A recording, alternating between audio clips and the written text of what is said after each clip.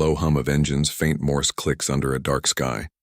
The voice begins softly, steady, haunting. Night. December 16th, 1943. 23,000 feet above the Ruhr Valley, a single Lancaster bomber drifts through the clouds like a wounded animal. Its fuselage, torn open by cannon fire, bleeds flame into the night. Inside, amid the smoke and oxygen masks, 6 men fight the impossible. The intercom crackles, a young English voice shaking but calm. Mid-upper gunners gone. Port engines dead. We're still over target. The sound of the tape, real magnetic decades later, will make historians freeze. Because the words that follow should not exist. No Lancaster survived what this one faced. And yet, through the hiss of static and the groan of burning aluminum, the voice keeps speaking. A record of duty, fear, and a miracle no one could explain. By dawn, an RAF search crew would find the wreckage, and a cockpit recorder blackened by fire. But intact, music swells, low brass, heartbeat drums, static blending into wind. The camera drifts into the smoke of war. The wind over Germany that night was a living thing. It clawed and moaned across the aluminum skin of the Lancaster like a ghost, desperate to be heard. Inside the aircraft, the crew of Lancaster ED-763, call-sign Phantom 4, fought against the dark, not knowing they were minutes from writing themselves into legend. The mission had been routine on paper. Target, Essen, industrial heart of the Ruhr. In reality, nothing in war was routine. For the men of No. 44 Rhodesia Squadron, this was their 13th operation. The unlucky one. Even the ground crew had gone quiet during the pre-flight briefing, eyes down, muttering about weather fronts and flak density. But Squadron Leader Thomas "Tommy" Vale, 24 years old, son of a Nottingham factory worker, had smiled, fastened his Mae West vest, and simply said, "Let's give Jerry something to talk about." At 17:42 hours, the Lancaster's 4 Merlin engines roared to life, vibrating through the foggy dispersal at RAF Dunholm Lodge. The ground crew raised their thumbs. Frost glittered on their caps. The bomber rolled forward into the freezing dusk, tail gunner Flight Sergeant Alan Broom murmuring a prayer into the intercom, half joking, half serious. Above them, the sky was already fading to ink. The mission had begun. As the bomber climbed, its heavy frame shuddered under the growing wind. The world below disappeared into blackness, only the occasional flare or coastal light marking the distance home. Inside, the crew became shadows under dim red bulbs. Vale in the left seat, co-pilot Peter Langford on the right. Navigator John Ellis hunched over his charts, his pencil scratching coordinates through turbulence. Bomb aimer Derek Mason, calm, precise, eyes reflecting the faint green of his bomb sight. Wireless operator Stanley "Stan" Keats, headphones tight, recording snippets of enemy chatter and navigation beacons. And at the back, the gunners, Broom in the tail, George Partridge mid-upper, their world reduced to twin barrels, tracer rounds, and darkness. They'd flown missions like this before. But tonight something felt different. The weather reports had been wrong. Over the North Sea, the winds picked up beyond forecast, 40, 50 knots, pushing the formation off course. Ice began to form along the leading edges. Langford adjusted trim, jaw clenched. "Feels like we're carrying an extra ton," he muttered. Vale only nodded, eyes on the instruments. "Hold her steady. We'll make landfall near Amsterdam." Hours passed in gray monotony until the first beams of searchlights pierced the cloud deck below, jagged white blades hunting the intruders. The Germans called it the Himmelbett, canopy of heaven. To the bomber crews, it was the web of death. Once caught in those lights, the flak guns found you easily. The crew held their breath as Vale banked the bomber, skimming the edge of the glare. For a moment it seemed they'd slipped through. Then the first shell burst beneath them, a dull orange bloom in the night. Whoomp! The aircraft jolted violently. Metal screamed. "Port engines losing pressure," Langford shouted. "Feather it!" Vale barked back.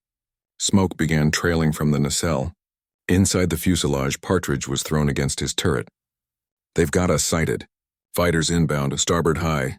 Through the canopy, flashes of light. Messerschmitt Bf-110 night fighters closing in, their cannon bursts streaking across the sky. Broom opened fire, tracers carving fiery arcs into the dark. The intercom erupted with overlapping shouts. Hit on starboard fin. Hydraulic pressure dropping. Keep firing, George, keep them off us. For 5 endless minutes, the Lancaster twisted and plunged through chaos. One fighter exploded into sparks. Partridge's burst had found its mark. But another closed in from below, unseen, and tore through the fuselage with cannon shells. The midsection filled with smoke and shrapnel. The oxygen line ruptured. Keats, coughing, reached for his tape recorder. A new RAF experiment to capture cockpit communication for mission analysis.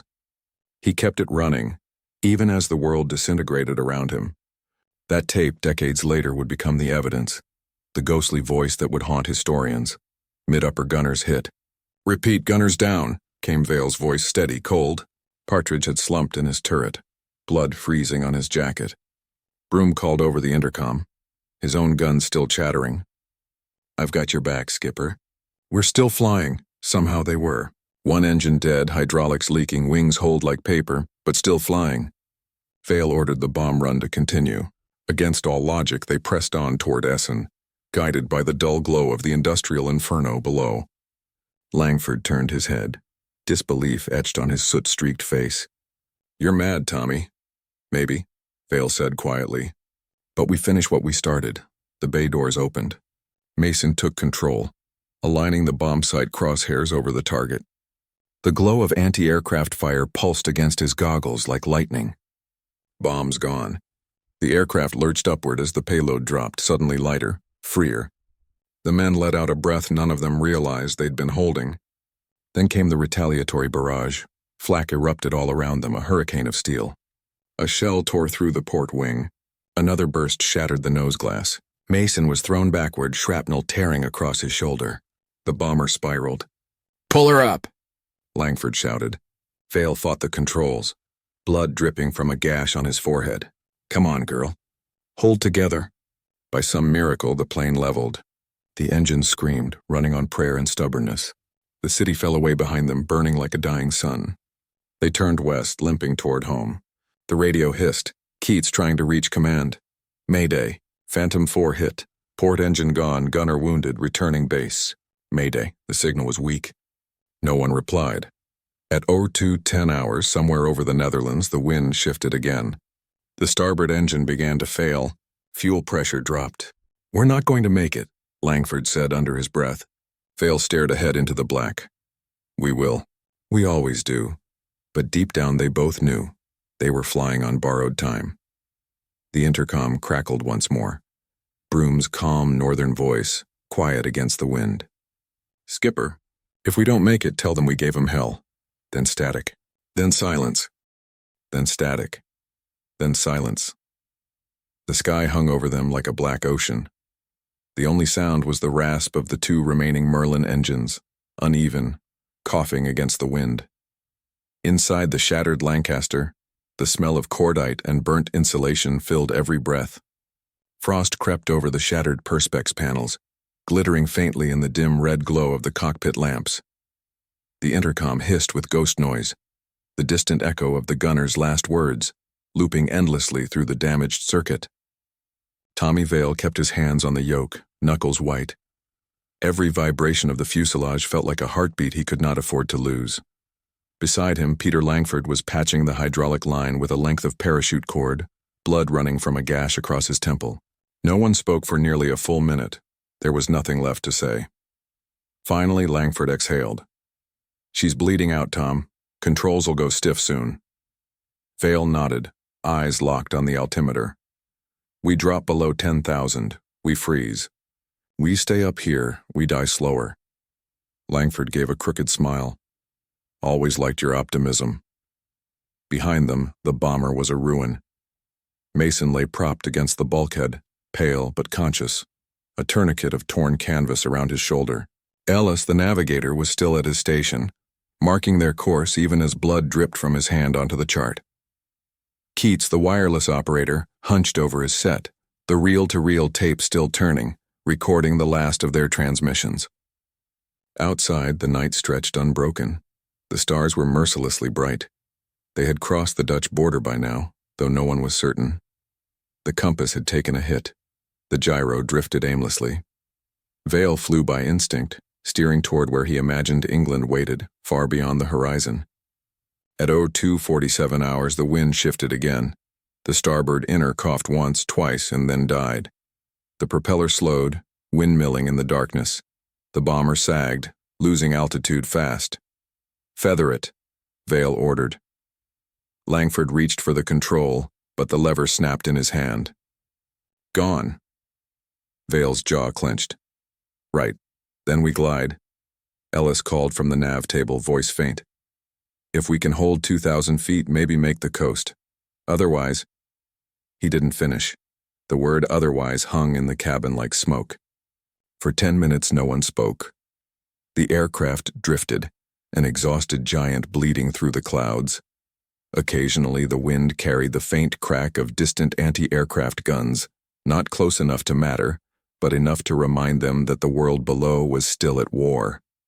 Then Keats's headset crackled. "Picking up something, might be an RDF beacon, can't tell, interference is bad." Vale risked hope. "Direction?" "West-southwest. Could be a Dutch resistance signal, or a trap." Vale glanced at Langford. "I'll take a trap over the sea." He turned gently toward the bearing, the bomber groaning as it banked. Ice cracked along the wings. Every instrument needle shook like it was afraid. At 03:06 hours they saw it, faint lights below, scattered across a stretch of black water and farmland. Could have been a village. Could have been a German decoy, but there was no time left to question. "Prepare for emergency landing," Vale said. Langford looked at him. "You're mad." "Been told that. Strap in." Mason forced a grin, weak. "I'll tell the lads back home we dropped in for breakfast." Keats kept the recorder running, the last minutes of cockpit chatter, voices cracking between static and exhaustion. They dropped through cloud at a shallow angle. The altimeter needle spun wildly. Vale ignored it.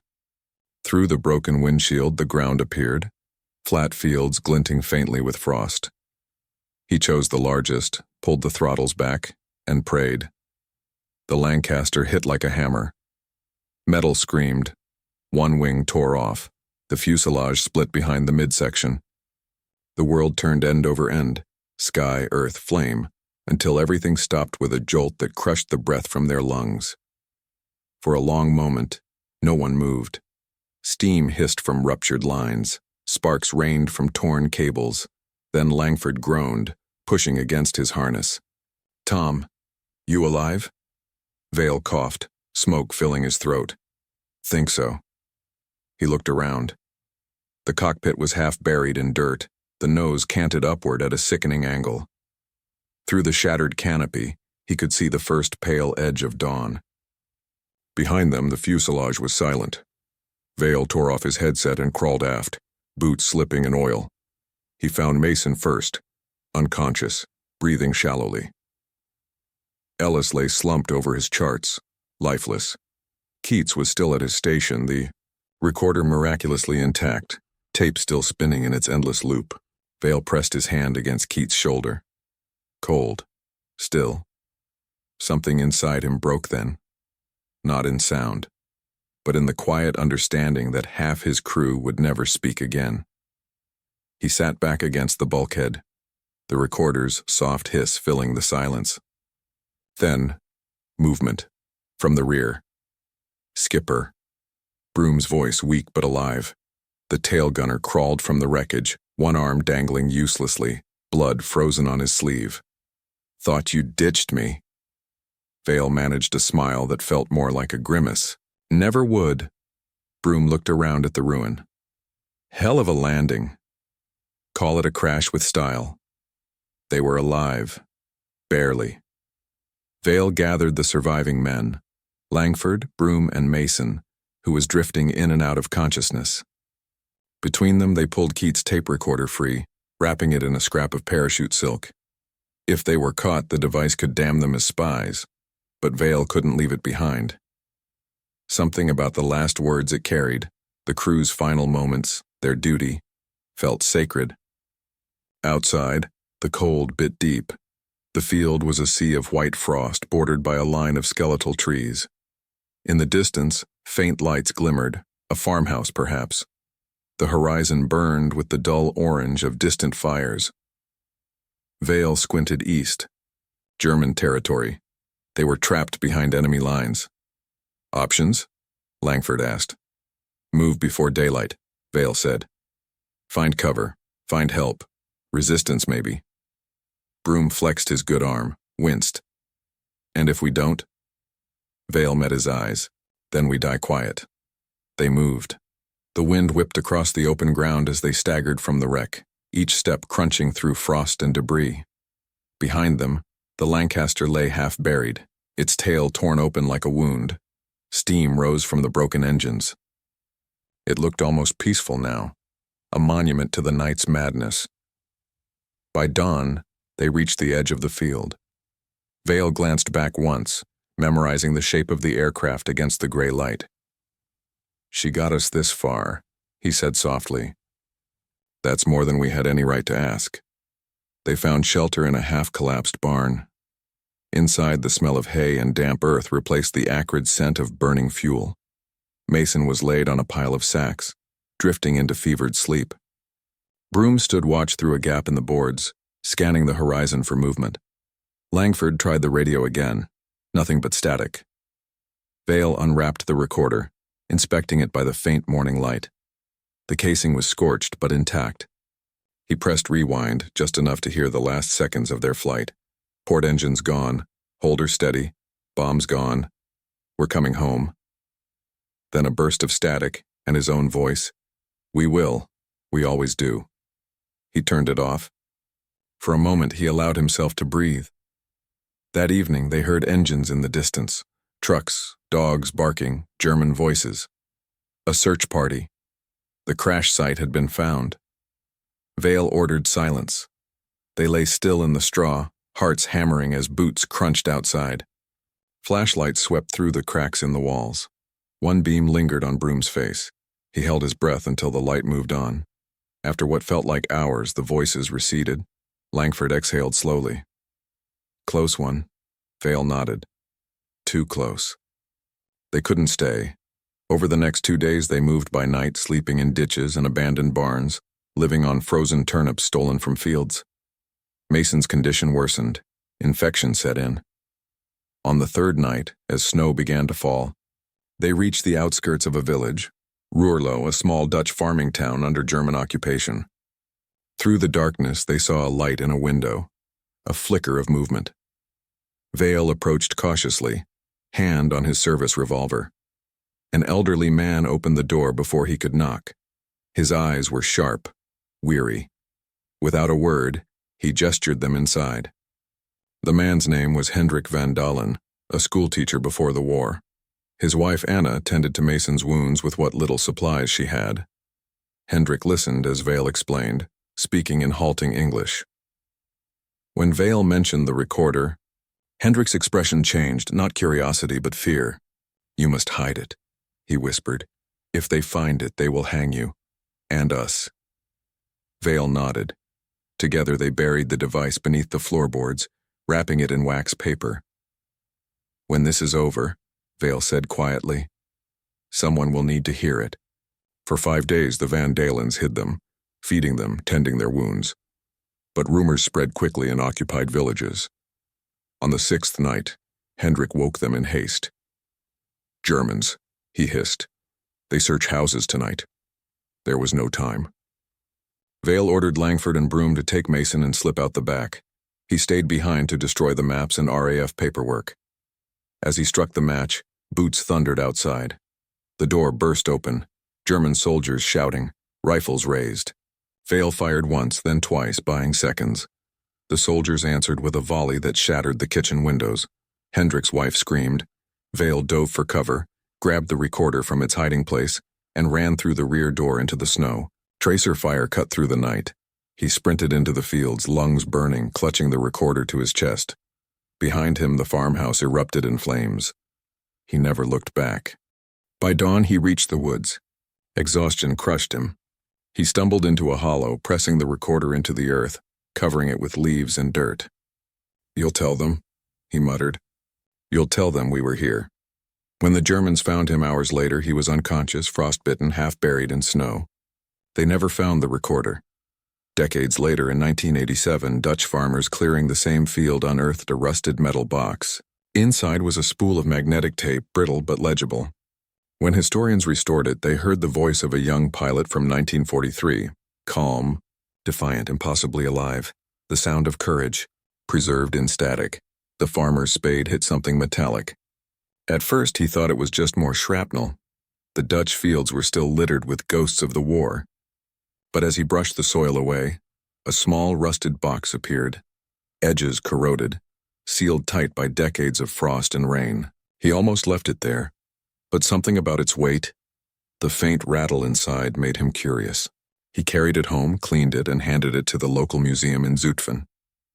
That simple act, a bored farmer on a winter morning in 1987, would rewrite one of the most haunting mysteries of the air war. Inside the box was a spool of RAF issue magnetic recording tape, its label long gone. The curator, a retired engineer named John Van Leer, recognized the type immediately. "Cockpit communication recorder," he murmured, astonished. Only a handful of these had ever been produced during the war, prototypes designed to capture flight dialogue for training analysis. Most had been destroyed in crashes or decommissioned before D-Day. None had ever survived intact. Until now, Van Leer contacted the Imperial War Museum in London. Within a week, 2 British archivists arrived. Dr. Margaret Ashcroft, specialist in wartime audio restoration, and squadron leader, Rediscovered David Hennings, an RAF historian with a personal obsession for lost aircraft. They carried the box through customs like it was holy, and in a way, it was. The restoration took months. The tape was fragile, edges flaking, oxide peeling away in sheets. Each pass through the playback head risked erasing it forever. Ashcroft worked under a magnifier, resplicing torn sections by hand, whispering to herself as if speaking to the ghosts inside. When they finally played the first few seconds, the speakers filled with hiss, then a faint, distant heartbeat of sound. Voices. Real voices. "Port engines dead. Mid-upper gunners gone. We're still over target." The room went silent. Ashcroft looked at Hennings. "That can't be real. No crew would stay on course after losing a gunner." Hennings only shook his head. "It's real." His voice broke slightly. "That's what makes it worse." Over the next week, they transferred the entire recording into digital format, preserving each second before time devoured it. The dialogue was fragmented, distorted by static and damage, but the story within was unmistakable. 6 young men fighting to keep a dying bomber alive through the night skies of Germany. Their voices wove through fear, duty, and something beyond explanation, a calm defiance in the face of certain death. When the tape reached the RAF historical branch, the reactions bordered on disbelief. Experts recognized the flight log details mentioned, target Essen, December 16, 1943, and cross-referenced mission rosters. One aircraft matched, Lancaster ED 763, callsign Phantom 4, reported missing on that very night. Listed as presumed destroyed, no survivors. Yet the tape spoke otherwise. Hennings, unable to sleep, began digging through squadron records. In the faded operations book of number 44, Rhodesia Squadron, he found the last entry in Tommy Vale's hand. "Weather poor. Crew steady. Expect heavy flak. We'll make it count." No further pages followed. The mystery deepened when Hennings contacted Dutch archives. The name Hendrik van Dalen appeared in a 1944 Gestapo report, executed for aiding enemy airmen. His farmhouse burned the same night. A body matching an RAF officer's description had been recovered nearby, buried in an unmarked grave. Vale, it seemed, had died only hours after the crash, yet what made historians' blood run cold wasn't the tragedy. It was what came after, buried in the last minute of the recording. As the engines failed, as the aircraft spiraled toward the Dutch fields, the voices continued, fragmented, overlapping. Langford, "We're going down, skipper." Vale, "Hold steady. Keep her level." A pause, static. Then a new sound, faint tapping, rhythmic, deliberate. At first thought to be interference, but later confirmed as Morse code, transmitted manually over the intercom. When decoded, it read, "Not done. Hold course. God is here." No one in the room spoke for a long time after that section played. Even the skeptics, hardened archivists who had heard every myth of the war, felt something shift inside them. Ashcroft leaned back, eyes wet. "You ever heard anything like that?" Hennings whispered, "No, and I've listened to men die on tape before, but never like this." The recording circulated quietly within the RAF. Only a handful of historians were allowed to hear it, under strict archival security. Those who did were shaken. The tone of the men, calm under fire, joking even as the engines burned, contradicted every psychological model of combat stress from that era. It was as if they had transcended fear. When the BBC later obtained permission to broadcast fragments during a 1988 Remembrance Day special, the response was overwhelming. Millions listened to the scratchy voices over static. Families of airmen wept. Letters flooded the War Museum, from widows, sons and grandsons who recognized accents, laughter, fragments of phrases that reminded them of fathers they'd lost. And somewhere in Nottingham, an old woman named Eleanor Vale, Tommy's sister, heard her brother's voice for the first time in 44 years. She wrote a letter to the BBC. "You can't imagine what it's like to hear someone you buried in your heart suddenly speak again. He sounds so alive, so proud." The historians who studied the Phantom tape, as it came to be known, debated endlessly about its authenticity. The evidence was compelling. Mission dates matched, crew rosters aligned, and the physical recorder was of RAF prototype design used only at Dunholm Lodge. Yet skeptics claimed it could be a later fabrication, or that the voices were misidentified. But the emotional truth of the tape, its raw humanity, silenced most doubt. In 1990, the Imperial War Museum commissioned a full restoration documentary. Ashcroft supervised the sound engineering. Hennings narrated. The film opened with the hiss of the tape, then Vale's voice soft and calm. "If we don't make it, tell them we gave 'em hell." Then silence. Audiences wept openly. Veterans who had flown those same missions said the tape captured what none of them could describe: the mixture of fear and fellowship, the strange serenity that came when you accepted you might not return. In academic circles, the recording sparked a new branch of wartime psychology studies. Researchers analyzed speech patterns, tone modulation under extreme stress, even oxygen deprivation effects. But beyond the science, the tape had become something else, a spiritual relic of the air war, proof that courage had a sound. What historians couldn't explain was how the device had survived. The magnetic tape should have decayed within 20 years, the metal box corroded beyond recovery. Yet every test suggested the same: near-perfect preservation, as if time itself had protected it. One technician, half-joking, called it divine interference. The term stuck. For years, the original remained sealed in the museum vault, humidity controlled and guarded. The public only heard excerpts, never the full recording. Those who had listened privately described a final, inexplicable section near the end, a faint, layered harmony, like human voices singing through the static. Some claimed it was just distortion from the failing engines. Others swore it was a hymn, "Abide with Me." The RAF refused to confirm. In 1995, the Air Ministry Archive Restoration Trust undertook a digital reanalysis using new spectral technology. They confirmed background engine noise, crew chatter, but also an anomaly: frequencies between 6 and 9 kilohertz showing harmonic structures inconsistent with mechanical sound. Ashcroft, now nearing retirement, listened again. She sat in the sound room long after everyone left, replaying that final minute over and over. And each time she thought she could hear it more clearly, voices layered, almost choral. When she compared it with a wartime recording of "Abide with Me," sung by RAF chaplains in 1943, the harmonic patterns aligned within 1% accuracy. She didn't tell the others. Some things she decided weren't meant for proof. By the early 2000s, the story had become legend, whispered among historians, debated by skeptics, revered by pilots. The term phantom crew entered aviation folklore. Even the RAF's annual remembrance services began to include a brief moment of silence for those whose voices still fly. Yet the most haunting discovery came in 2008, when a private collector obtained declassified German documents from the Luftwaffe archives in Freiburg. Among them was a night fighter report dated December 16, 1943, the same night Phantom 4 disappeared. The German pilot, Oberleutnant Kurt Reimann, described an engagement with a Lancaster over the Ruhr. His report ended strangely. I fired 3 bursts. Target burning, but did not fall. I followed it west to the coast. It climbed suddenly. Engines dead, like pulled by invisible hands, and vanished into cloud. I saw no parachutes. I cannot explain. The record was signed and authenticated. Reimann survived the war, later becoming a civilian pilot. Before his death in 1979, he told his son of the bomber that refused to die. When Hennings read that file, he wept. They never knew, he said softly. They thought they'd gone down.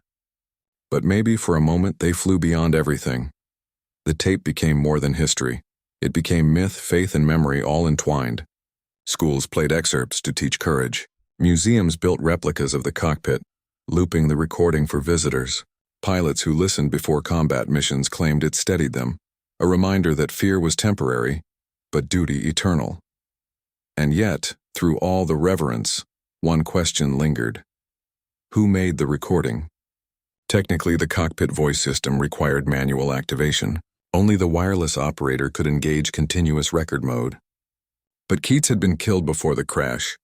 The final segments showed microphone clicks long after his death. Someone, or something, had kept it running. Ashcroft, in her final notes before retiring, wrote one line in pencil across the folder cover, "Maybe they weren't done." In the years that followed, countless documentaries and radio plays dramatized the tale, but none captured the raw, eerie realism of the original.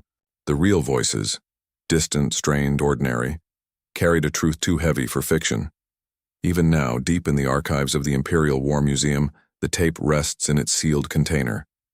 It is played only once a year under controlled conditions to verify its condition. The technicians who handle it all describe the same feeling, as if the air grows colder when it starts, as if the room itself listens. The last words, faint beneath the static, remain unchanged after all this time. We will. We always do. The tape played only 3 times in public, but its sound never really stopped. It lingered in the air of Britain like fog, seeping into living rooms, into quiet pubs, into the hollow silence between generations. Those who had once flown or waited or buried the ones who never came back found themselves sitting motionless in front of radios and televisions, hearing something they had not heard in 40 years. Youth. Not victory, not heroism, just young voices laughing and choking and carrying on inside a dying machine. It was not the story of how they died that broke the country open. It was the sound of how they lived right until the end. In Nottingham, a small flat above a bakery filled with static and memory, Eleanor Vale pressed her ear to the cassette player, the hiss like a seashell. Her brother's voice was there, clear as yesterday, teasing the co-pilot, calm as the wings burned. She had imagined that sound 1,000 times, but nothing could have prepared her for its reality. She did not cry, not at first. She only smiled, small and trembling, whispering, "That's him. That's really him."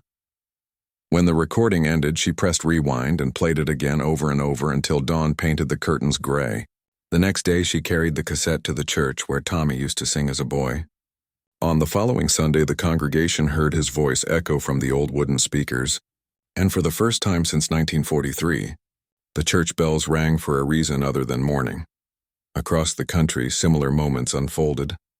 Widows held headphones against their hearts. Men in their 70s stood in gardens staring up at empty skies. The past was no longer a story in black and white photographs. It was sound, breath, laughter, the human part of war that history had forgotten. The Ministry of Defense, overwhelmed by requests, released an edited transcript titled Voices from the Sky. It sold more copies than any military memoir. On the last page, a single line stood alone. "We will. We always do." Psychologists at King's College studied the recording in search of answers. Dr. Sarah Lomax listened hundreds of times, charting every pause, every controlled exhale. She found something strange. The more danger increased, the calmer the crew became. No panic, no hysteria, only focus. She called it the Lancaster state, a moment where training and faith blurred until fear ceased to matter. When her report reached NATO flight schools, instructors began playing sections of the tape before combat exercises. Young pilots said it steadied their nerves better than any lecture.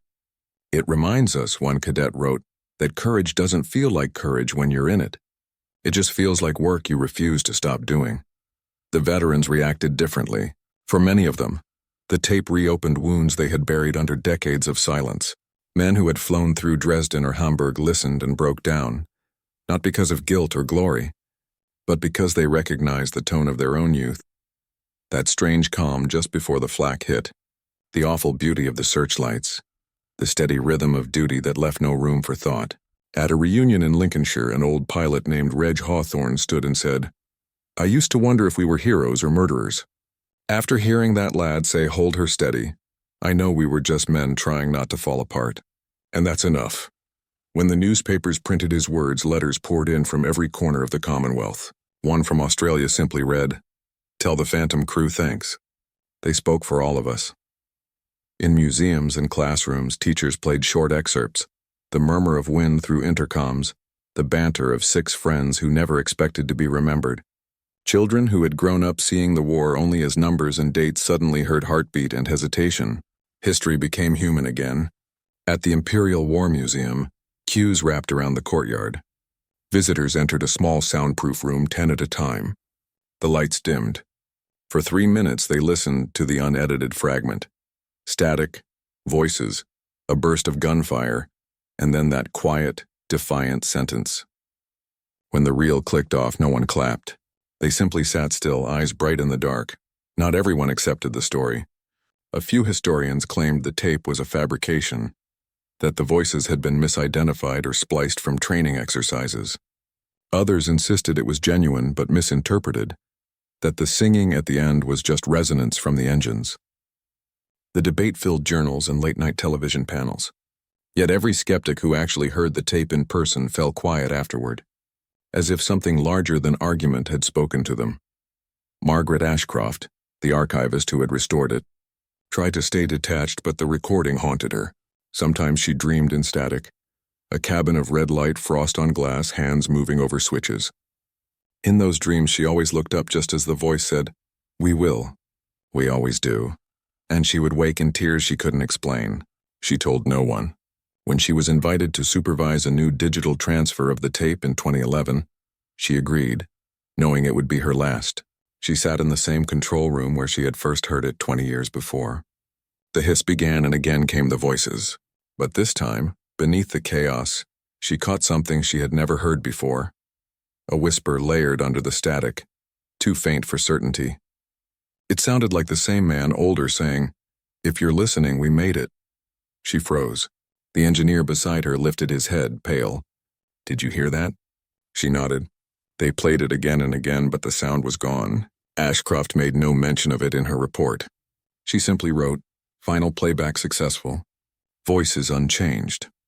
Outside the museum, the world had changed beyond what those airmen could have imagined.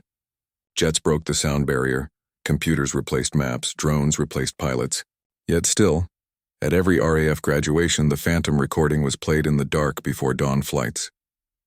The cadets stood silently, helmets in hand, as Vale's voice crackled through the speakers.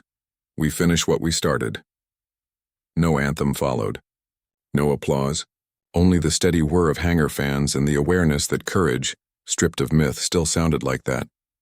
They began to call it the Vale Oath, a promise not to win but to endure. Across the channel in the Netherlands, a farmer's grandson sought to honor the men who had crashed in his grandfather's field. Excavations began at the old Van Dalen farmhouse site. They found fragments of uniform buttons, a melted watch stopped at 0312, and the brass clasp of a parachute harness engraved TV. When Eleanor Vale, frail and 93, was brought to the memorial ceremony, she touched that clasp and smiled. "You came home," she whispered. "Took your time, but you came home." The wind moved through the wheat like breath. After the ceremony, a group of schoolchildren placed small wooden poppies around the wreck site. One of them asked what the tape had sounded like. The curator played a short clip through a portable speaker, the laughter of young men drifting out across the frost. The boy listened, frowned thoughtfully, and said, "They don't sound scared." The curator smiled. "That's the point." Ashcroft died the following year. In her will, she left a letter sealed for 20 years. When it was opened in 2031, the note inside was only 2 sentences long.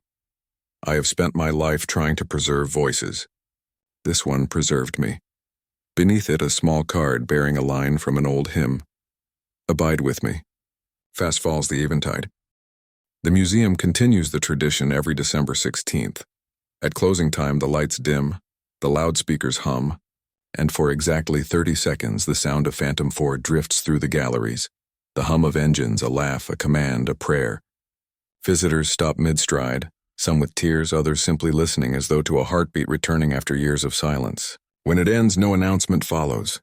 The staff lock the doors quietly. In the hush that remains, you can almost believe the crew are still up there, circling somewhere above the North Sea. Engines purring in eternity, keeping watch over the living.